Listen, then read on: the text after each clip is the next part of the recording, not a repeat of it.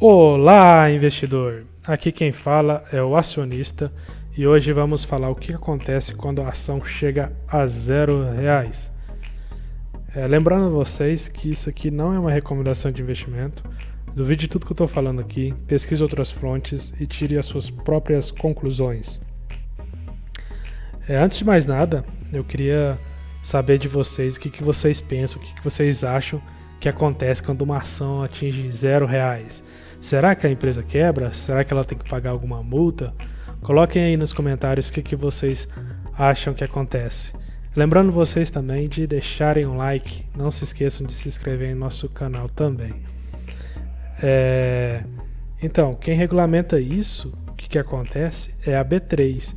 Só que no Brasil, acho que é muito difícil uma ação chegar a R$0. Por quê? Com a B3 que regulamenta, na regulamentação que ela criou, quando uma empresa atinge 30 pregões consecutivos abaixo de R$1, ela obriga a empresa a tomar alguma atitude para que esse preço se eleve. Depois vou fazer um vídeo comentando a respeito do porquê que eles tomaram essa decisão.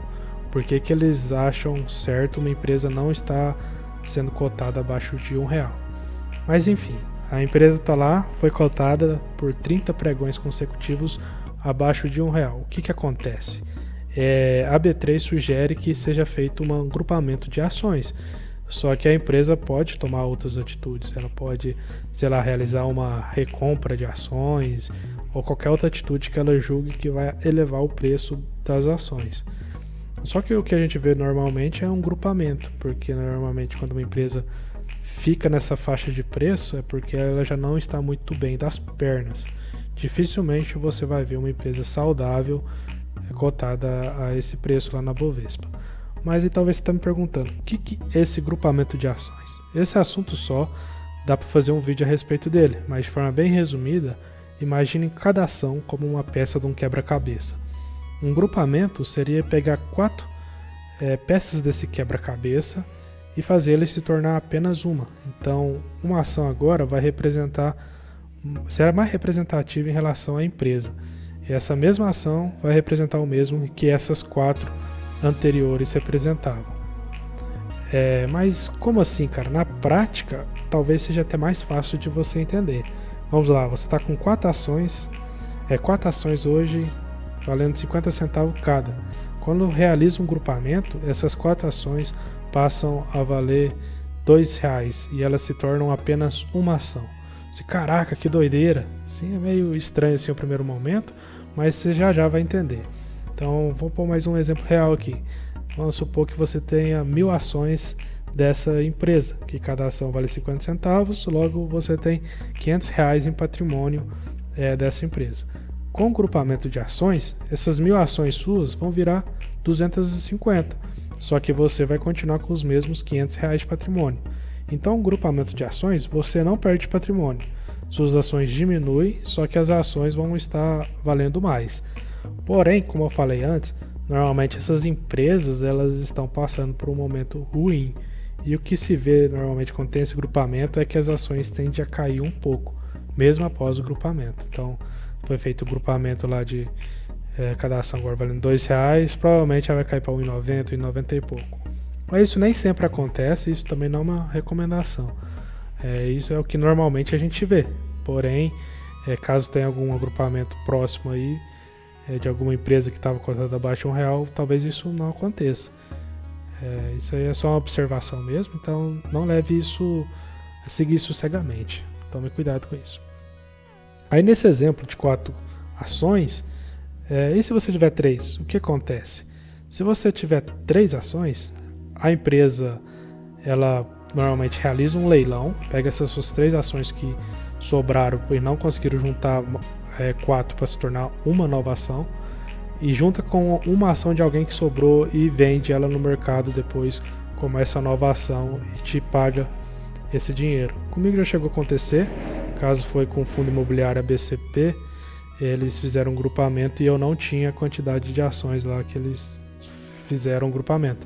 Então minhas ações foram para leilão e depois de alguns dias você recebe esse valor direto na sua corretora. Lembrando também que o grupamento não necessariamente vai ser 4 para 1. pode ser 20-1, 10-1, a própria empresa que vai decidir. E quanto tempo a empresa tem para poder fazer isso? A empresa, na verdade a Bovespa vai mandar uma notificação para ela quando ela atingir esses 30 dias, 30 pregões com o preço abaixo de R$1. Ela recebendo essa notificação, ela tem que avisar os seus acionistas através de um fato relevante que a Bovespa vai atrás dela falar sobre isso. E ela vai ter 15 dias para fazer um cronograma e falar quais são as ações que eles vão tomar para poder realizar o aumento de preço das ações. Então ela vai ter até a primeira Assembleia Geral ou até o prazo concedido para a B3, que nunca vai ser inferior a 6 meses. Então na primeira Assembleia Geral eles já vão ter que tomar as medidas cabíveis lá. Então eles vão decidir entre os acionistas se vai ser, vamos fazer um grupamento de 20-1, 10-1. Aí os acionistas vão decidir junto com a empresa. Ou até o prazo expirar. Então é o prazo que ela tem lá, que a B3 coloca, né? Que no máximo vai ser de 6 meses. E você precisa ficar muito de olho quando isso acontece, porque dentro de 6 meses, se esse valor não ficar superior a R$1, a empresa pode tomar outras sanções aplicadas pela B3. Como assim? Vamos lá, teve aquele grupamento, igual do exemplo que eu dei, de 4-1, então uma ação que estava 50 centavos passou a valer 2. Se dentro desses 6 meses essa mesma ação que estava valendo R$2 cai para abaixo de R$1, a empresa pode tomar sanções impostas pela B3. Então isso é algo que você precisa estar de olho quando a sua ação sofrer algum grupamento e ela estava nesse período de 30 pregões abaixo de R$1. A própria B3 ela fez esse fluxograma que explica muito bem todo esse processo. Aqui, como vocês podem ver, eles falam, deu 30 pregões consecutivos, eles vão pegar e vão notificar a empresa. Aí notificando a empresa vai ter 15 dias para poder divulgar um cronograma de como que eles vão cuidar disso, o que eles vão fazer a respeito.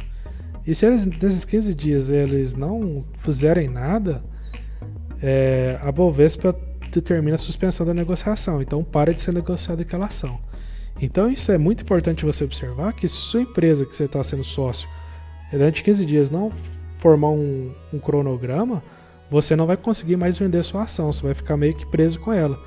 E isso você vai ter que cobrar muito a empresa, porque se chegar a 30 dias, aquela ação, aquele papel, ele sai da Bovespa. Então isso é algo muito perigoso, muito grave, se a empresa não fizer isso.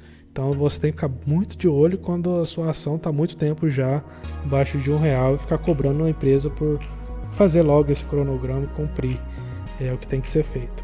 Aqui tem um aviso bem interessante lá embaixo no rodapé, que se essa ação depois ela subir acima de R$1 e ficar lá por 6 meses consecutivos, todo processo ele é dispensado. Todo processo não. Parte como se diz, a ação que ela precisa tomar pode ser dispensada.